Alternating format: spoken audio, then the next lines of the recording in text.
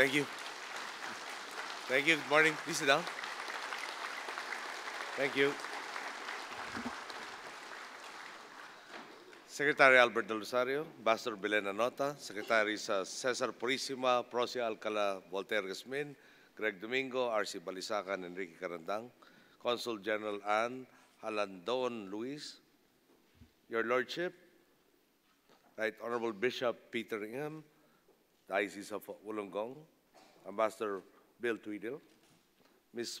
Marisa Vedar, very energetic head of our association, Mr. Arturo Sayas, Father Christopher Sarkis, Principal Karen Young, Mr. Peter Turner, honored guests, mga minamahal ko pong kababayan, magandang umaga po sa inyo lahat. With the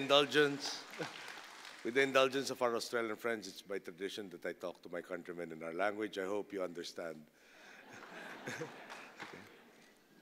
Siguro po napabalitaan ninyo, paglapag po natin sa Auckland, New Zealand nitong nagdaang Lunes, unang-una po sa ating agenda ang makasama ang mga kababayan natin doon na po nakatira. At ngayon po, bilang makabuluhang pagsasara sa aking pagbisita sa Australia, kayo naman ang kaharap ko.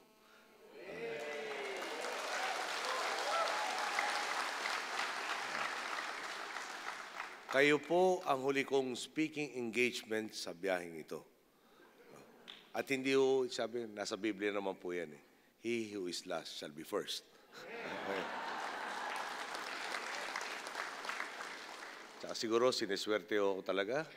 Umpisa kababayan, patapos kababayan, di ayos na ayos ho tayo dito para tayong bateryang fully charged. Okay. Talaga po magiging maligaya ako sa paglipad natin pauwi dahil napagitna nga ho ang ating official visit sa paborito kong bahagi ng pagbiyahe, ang makausap at makahalubilo ang ating mga Filipino community sa labas ng bansa. Sa mga ganitong pagtitipon, hindi ko po maiwasang maalala noong congressman pa ako. May bumisita mga nursing students sa atin sa Kongreso. Siguro po, nasa higit kumulang 80 sila. Napatanong po ako, ilan sa inyo ang mananatili sa Pilipinas pagkatapos makapasa ng board exam? Ang taas ng kamay, napakarami. 2. Nakakalungkot po talaga. At mas lalo pong nakakabahala dahil alam natin, no, sa bawat 10 Pilipino, 4 ang namamatay nang hindi man lang nakakakita ng isang health professional. Doktor man o midwife o nurse.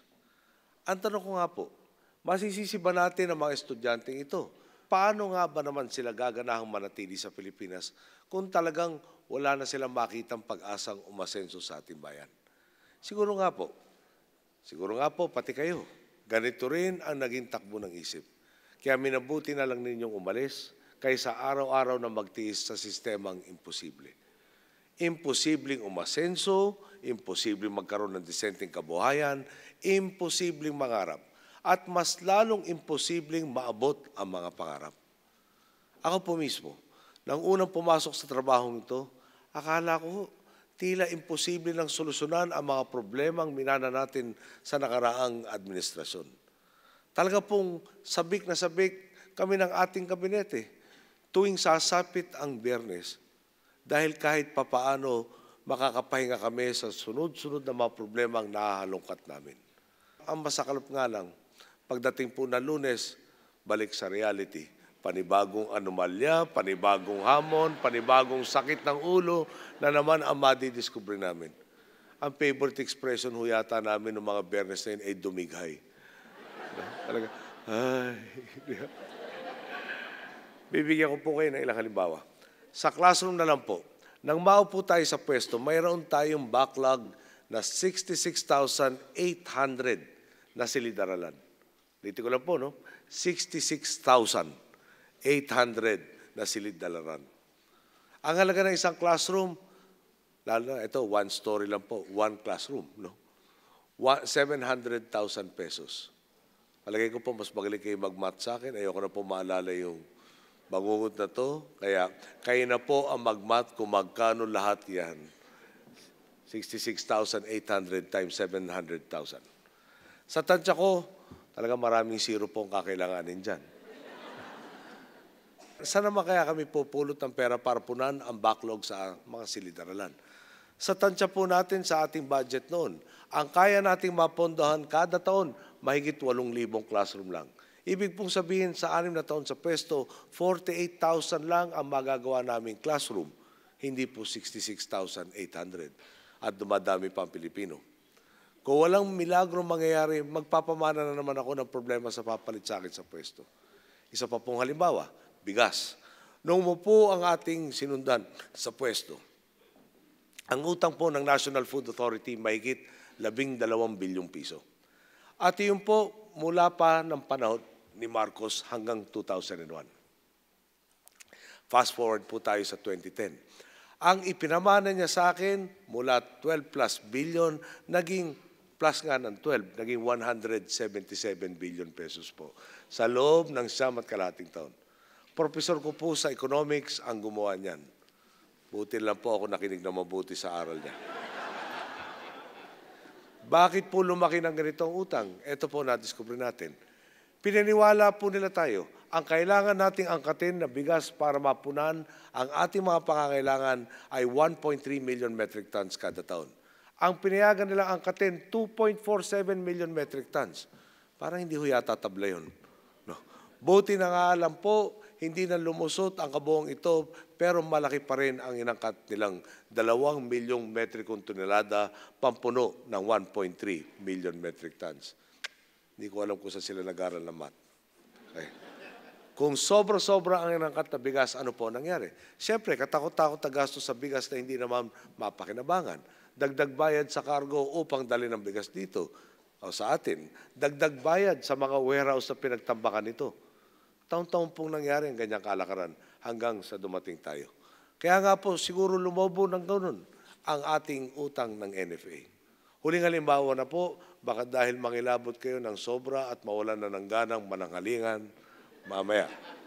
Kami na ho ang bahala, total naman po na invest ko na yung buo ko sa pag-aayos nitong problema to. Sosolohin ko na lang. No? Meron pong tinatawag na programa ang dating administrasyon ng ang pangalan ay Tulay ng Pangulo. Nasa 30 bilyong piso, yun pong kinasayahan natin. No? Hindi na huuso yung milyon, bilyon, trilyon. Buti lang yung calculator ko, marami zero talaga. Nasa 30 bilyong piso po ang inilaan para sa 2 proyekto sa ilalim nito. Ano po ang ginawa? Kumuha sila ng mga prefabricated bridges nang hindi alam kung saan ito isasalpak. Okay? Pagawa muna tayo ng tulay, hanapan natin kung saan shoot. Kung si Dolphy ho ang gumawa nun, baka matawa tayo. Pero si Dolphy ho, matinong tao. Gobyerno po ang gumawa nito. Magpapagawa ng tulay, tapos pakihanap nga nyo kung saan shoot. Saan ito isasalpak at hindi inisip nga kung saan ang patutunguhan. Bakit ka naman bibili ng mga tulay na hindi mo alam kung saan ilalapat? Ang masaklap pa po niyan, pinirmahan nila ang isa sa mga kontratang ito, June 28, 2010. Okay? Ulitin ko June 28, 2010. Bakit po importante ang petsa to? Kasi po tanghali ng June 30, 2010, ako na po ang Pangulo.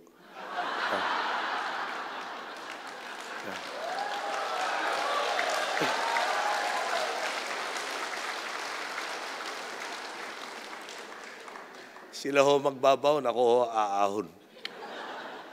Wala po talagang patawad. 1 kalahating araw na lang sila sa pwesto, hindi pa rin sila makapagpigil sa paggawa ng anomalya. Araw po yun 1.5 days to go. Humirit pa. Ang punto ko lang po sa pagbibigay ng mga halimbawang ito, napakarami sa ating kababayan ang nagalsabalutan, kabilang na po marami sa inyo, dahil wala silang makitang pag-asa sa Pilipinas. Sino ba naman po ang aasenso kung ganitong klaseng pamamahala ang aatupagin ng iyong gobyerno sa loob ng 9 at kalahating taon?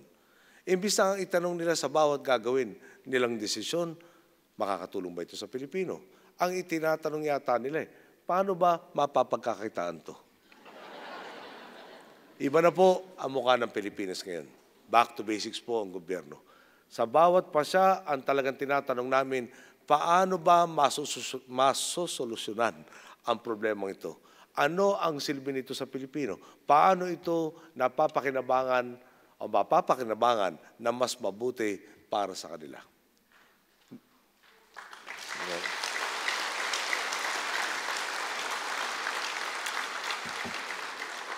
Salamat po sa palakpak nyo. Kaya lang baka mawili tayo dito. Masabi pa nagliliwaliw tayo sa Australia. Hindi naman po pala kailangan ng milagro. Kailangan lang gawin ang tama. Ngayon, ang inakala natin imposible, mas solusyonan noong simula, abot kamay na po. Balikan po natin ang mga halimbawa kanina.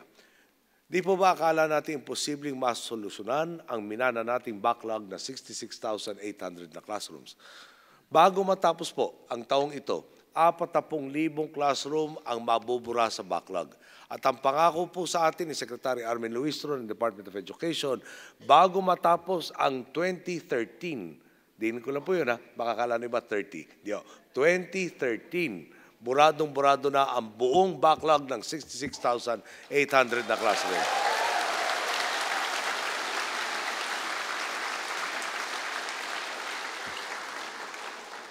Sa agrikultura po, kasama natin si Secretary Alcala ng DA. Mula sa dating 1.3 million metric tons na kakulangan sa bigas, halos 855,000 metric tons na lamang po ang kailangan nating angkatin noong 2011, kasama na po yung reserba dahil baka dumating yung bagyo habang nag-aani tayo. Ngayong 2012, 500,000 metriko tonelada na lang ang ating aangkatin.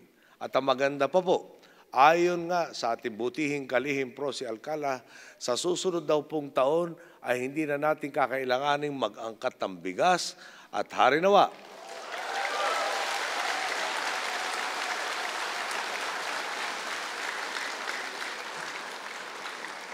Prosi ko pwede tumayo ka lang sandali. Ayan.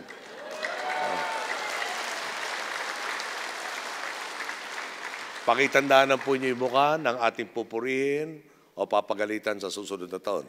Okay? Pero ako po'y buo kumpiyansa na matutupod po yan. Makisama lang po yung bagyo. Alam po nyo, 2 po nagka-courtesy call sa atin na bagyo. Baka naman tumiming pa habang maani tayo. Kawawa naman yung trabaho ni Prosi, no? At harinawaan niya, kung hindi tayo masyadong tamaan ng bagyo, magiging net exporter na po tayo ng matataas na variety ng bigas sa 2013 rin.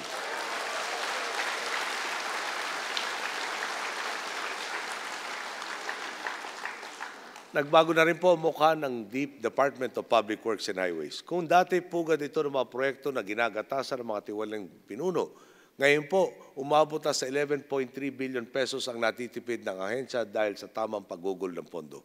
Bilang halimbawa, tingnan na lang natin ang bagong underpass po sa Araneta at Quezon Avenue na binuksan po natin itong Oktubre.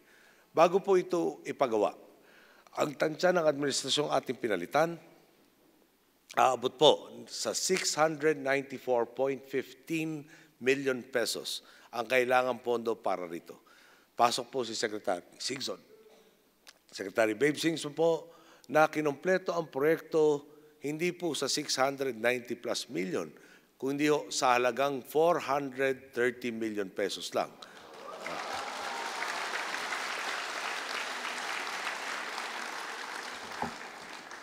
260 million pesos mula sa appropriated budget ang natipid natin.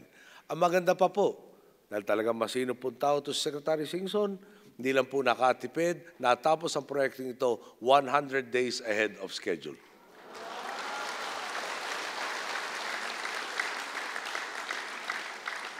Napakarami pa pong ibang halimbawa. Kung dati naglipa na ang wangwang sa kalsada, ngayon pulis, bumbero at ambulansya na lang ang may hiyang ang may pagwawagwang. At yung ambulansya po, kailangan may pasyente. Dati po, iba ang timbangan ng katarungan para sa makapangyarihan at para sa mga walang koneksyon. Ngayon po, mismo ang dating Chief Justice na tanggal na sa pwesto dahil hindi niya idineklara sa kanyang Statement of Assets, Liabilities, and Net Worth ang kabuuan ng kanyang cash assets. Kulang pa po. Napakita ni Congressman Fariñas, sa 2% ang indineklara niya, ang 98% itinago po niya. Ngayon, may nakasampa na sa kanyang kaso ng tax evasion. Kung mapapatunayan nagkasala, baka po mag-abot pa sila sa kulungan ng pinalitan nating Pangulo.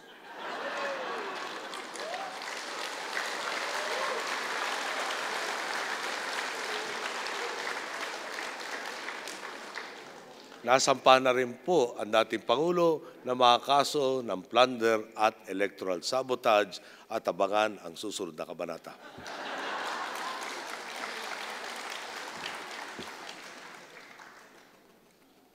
Malapit na pong tumayo yung tumitingin sa oras at baka maiwan raw kami ng aeroplano.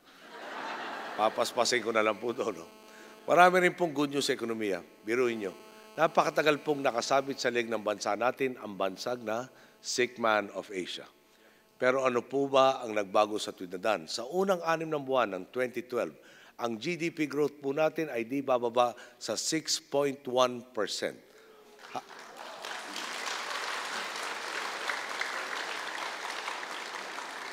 Ito po ay nangyari habang ang ibang mga bansa dumadaos-dos dahil sa pandaigdigang krisis sa ekonomiya. Ang stock market natin sa loob lamang ng 27 buwan, 46 na beses nang nilampansan ang kanyang all-time high. Maliban dito,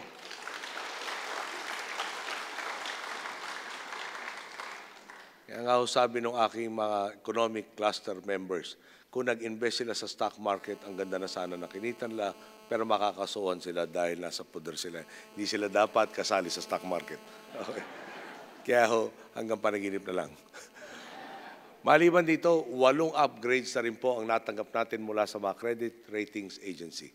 Kaya nga, kung dati halos magmakaawa tayo na mamuhunan ang mga banyagang negosyante sa Pilipinas, ngayon sila na mismo ang pumipila para makapagnegosyo po sa atin.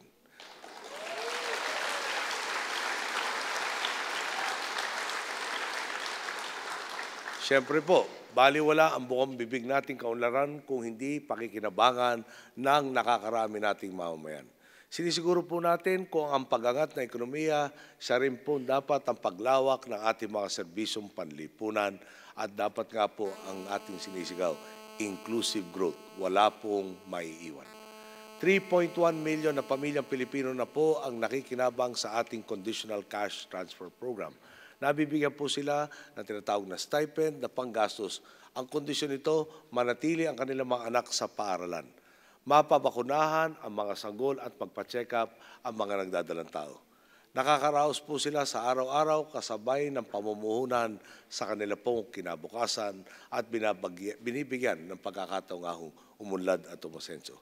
Sa ating pong Universal Healthcare Program or PhilHealth, ang dinatan natin, 62% ng mga Pilipino lang ang membro ng PhilHealth. Ngayon po, mahigit 85% na ang naka-enroll dito at dinagdagan pa ang saklaw na makaramdamang tinutulungan ng PhilHealth.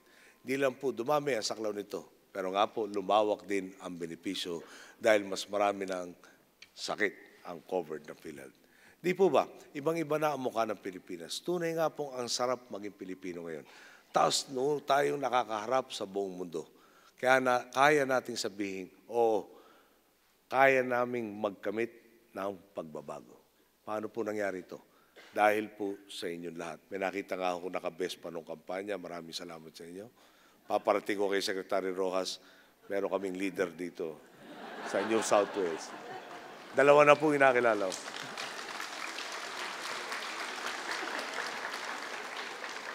Pero ulitin natin. Alam naman po nyo, nung wala akong planong tumakbo noong 2010. Sabi ko po noon, bakit naman ako magmamana ng problemang iniwan sa akin ng aking papalitan? Ako yung pumipigil. Nung ginagawa pa lang niya yung problema, nasaan ang hustisya nito? Siya gumawa, ako magsusulba. Pero paano nga ako nangyari? Nagtagumpay tayo. Ulitin ko, dahil sa inyo, kayo ang gumawa nito, ginusto ninyo ang pagbabago, kumilos kayo tungo sa pagbabago at sa tulong ninyo, ipagpapatuloy natin ang pagbabago.